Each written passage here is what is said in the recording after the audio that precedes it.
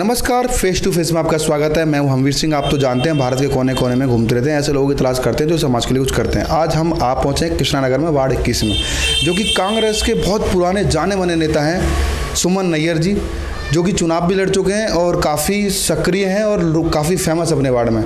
तो उनसे जानेंगे उनकी अपने वार्ड में क्यों फेमस हैं, कौन सी समाज सेवा की है उन्होंने। तो नैयर साहब, आपका स्वागत है। नमस्कार जी। आपने अपने राजनीतिक जीवन की शुरुआत कब की, कैसे की, किससे प्रेरणा लेकर की? देखिए, एज ए कार्यकर्ता तो मुझे 25-30 साल हो गए थे, लेकिन जो पहचान मिली 2005 में जब राम बाबू शर्मा जी दिल्ली प्रदेश कांग्रेस कमेटी के अध्यक्ष थे, तो मुझे एज ए ब्लॉक अध्यक्ष उनके नेतृत्व में, अरविंदर सिंह लवली जी के नेतृत्व में कार्य करने का मौका मिला। वहाँ से मेरी अपनी जो पहचान होती है, एक कार्यकर्ता के स्तर से जब इंसान ऊपर आता है तो वो पहचान मिली। और पीछे 2017 में आपने इलेक्शन भी लड़ा था, तो क्या कारण मानते हैं कि आप थोड़ा सा मतलब रह गए? देखिए, कई बार क्या होता है कि राजनीति है, राजनीति में कभी किसी की हवा हो जाती है, कभी किसी की हवा हो जाती है। एज ए पॉलिटिकल कैरियर के अलावा मैंने बहुत सी संस्थाओं के साथ भी कार्य करने का मौका मिला। हमारी एक पर्यटन एनजीओ थी, जो जितने हमारे छात्र छात्राएं होती थी जो 10th में 12th में बहुत अच्छे मार्क्स से उत्तीर्ण हुआ करते थे, हम उन बच्चों को सम्मानित किया करते थे। तो बहुत बड़े स्केल पे मुख्यमंत्री जी उस वक्त शीला दीक्षित जी थी, वो आकर उन बच्चों को सम्मानित किया करती थी और उसी के माध्यम से बहुत से उल्लेखनीय कार्य उन दौरान करते रहे, जिससे पार्टी ने खुश होकर मुझे निगम में चुनाव लड़ने का मौका दिया। और जहाँ तक रहने की बात है तो हार जीत मुद्दा नहीं है, मुद्दा ये है कि हम किसी भी स्तर पर लोगों की सेवा कैसे कर सके, वो ज़्यादा महत्वपूर्ण मुद्दा होता है, जिसकी वजह से आज तक हम टिके हुए हैं। जी जी। आजकल देखा जा रहा है कि कांग्रेसी जो थे पुराने अधिकतर आम आदमी पार्टी में क्यों जा रहे हैं, इस पर क्या कहना चाहेंगे आप? देखिए, अगर कहीं धुआं उठा तो आग भी कहीं ना कहीं ज़रूर लगी होगी।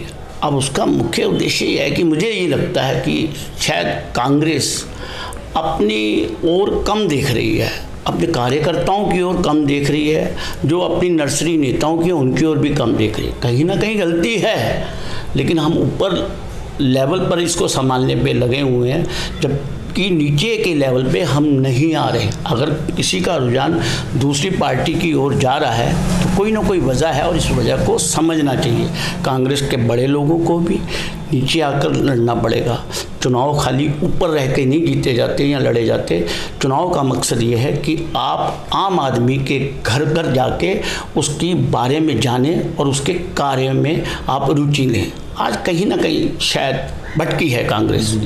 नैयर साहब, आप बहुत फेमस हैं लोगों की समाज सेवा करने के तौर पे, जैसे कि पिछली बार भी आपने कोरोना काल में भी लोगों की मदद की थी, जैसे लोगों ने बताया, और पहले से करते आ रहे हैं। तो कुछ बताइए लोगों को मुख्य रूप से। देखिए, कई बार क्या होता है कि कार्य करने के अनुसार पब्लिसिटी पाना, ये मुख्य उद्देश्य। मैं उस धारा को विश्वास नहीं रखता। जैसे कुछ लोग ऐसे थे जो मेरे टच में थे, जिनको राशन की आवश्यकता पड़ी, जिनका सुचारू रूप से घर का चलन नहीं हो पा रहा था, तो उन लोगों के तक पहुंच के अपनी एनजीओ के माध्यम से या लोगों को साथ जोड़ के उनके घरों में राशन पहुंचाया। लेकिन उसमें हमने कोई टेबलें लगा के, कोई कैंप लगा के, कोई फ़ोटो लगा के प्रचार नहीं किया। जहाँ उस वक्त नीड थी, जब पीक पे था कोरोना और ऑक्सीजन ख़त्म हो गया था, तो हमारे मित्र हैं केशव भान साहब जी, उन्होंने सिलेंडरों की व्यवस्था की। तो जहाँ जहाँ ज़रूरत थी हम खुद जाके सिलेंडर रिफ़िल करवाते थे और उन तक पहुँचाते थे। अब थोड़ा सा हम पिछड़ क्यों जाते हैं कि कुछ लोग करेंगे थोड़ा और प्रचार ज़्यादा कर देते हैं। और मेरा मानना ये है कि देख तो ऊपर वाला रहा है ना, यदि मैं सही तरीके से किसी नीडी पर्सन को जाकर मदद कर देता हूँ तो मैं उसी को अपना फल मानता हूँ। आने वाले भी एमसीडी के चुनाव आने वाले हैं, इसमें आप आपकी प्रतिक्रिया है, क्या तैयारी है? देखिए, ये तो पार्टी का निर्णय है कि पार्टी मौका देती है, द्वारा नहीं देती। हमने तो कार्य करना है, लेकिन मैं ये समझ रहा हूँ जिस तरीके की हवा चल रही है, ठीक है, अपनी बात सच्चाई से कहनी ठीक है। आज कहीं ना कहीं हम अपने आप को कांग्रेस पार्टी पिछड़ा हुआ मानती है। अगर हम मान रहे हैं तो ऊपर वाले क्यों नहीं मान रहे? मैं इसलिए आपके माध्यम से ये बात कहना चाहता हूँ कि यदि ये बात हम नहीं पहुँचाएंगे तो उन तक पहुँचेगी कैसे, और कैसे चुनाव में आप सामना करोगे। भाई आपको नीति बना, टाइम कितना रह गया, 6 महीने। 6 महीने के अंदर क्या आप नीतियाँ बनाते फिरोगे? इस वक्त तो एक्शन का समय है। और अभी भी कहीं ना कहीं ठीक है, प्रभारी आ गए, प्रभारियों ने मीटिंग की, लेकिन मीटिंग का मतलब ऊपर लेवल पर जा रहा है, ये नीचे लेवल पर नहीं हो पा रहा। जिस तरीके से वजूद चाहिए, जिस तरीके से ताकत निचले स्तर पे चाहिए, मैं समझ रहा हूँ उसमें थोड़े से हम पिछड़े हुए हैं और इन नीतियों से मुश्किल है डगर। जो लोग आपको देख रहे हैं उनको क्या मैसेज देना चाहेंगे? देखिए, एज ए पॉलिटिकल तो यही है कि राजनीति के एक माध्यम है लोगों की सेवा करना, लेकिन मैं ये मानता हूँ कि खाली राजनीति का सहारा लेकर सेवा करना ये गलत है। जिसने सेवा करनी है वो बिना किसी पद के भी सेवा कर सकता है और बिना किसी राजनीतिक प्रोत्साहन के भी कर सकता है। मन में कुछ करने की, जब उत्तराखंड में त्रासदी आई थी, मैं आज आपको उदाहरण देता हूँ, उस वक्त जब दुनिया उत्तराखंड से भगकर इधर आ गई थी और उस वक्त मैं पर्यटन NGO के माध्यम से उत्तराखंड गया। मैंने देहरादून में एक ट्रक सामग्री लेके गया था, जमा नहीं कराया, गुप्त काशी पहुँचा और वहाँ एक त्रिगुणी नारायणी नाम के गाँव है जो वहाँ से कट गया था।